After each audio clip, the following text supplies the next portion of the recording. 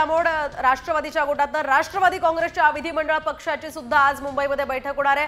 अजित पवारांनी सगळ्या विजयी आमदारांना मुंबईत बोलावलंय आणि त्यानुसार सर्व 11 आमदार आज मुंबईत दाखल होणार आहेत।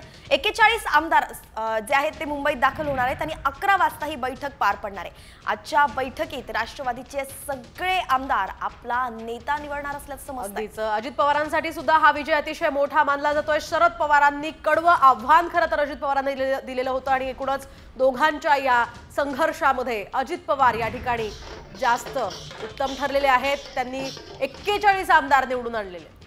आपण पाहतोय जेव्हा पक्ष फुटला होता आणि अजित पवार हे शरद पवारपासून बाजू झाले तेव्हा 40 आमदार ते घेऊन गेले होते आणि आता हा आकडा ते पुन्हा एकदा राखताना दिसत आहे। तब्बल 41 आमदार त्यांनी निवडून आणलेत म्हणून त्यांचा एक प्रस्तही वाढलेला आहे आणि महायुतीमध्ये आता प्रत्येक जण हा तुल्यबळ झालेला आहे। जरी भाजप एक हाती 132 आमदार निवडून आणते तरी सुद्धा आता मोठी बातमी आहे।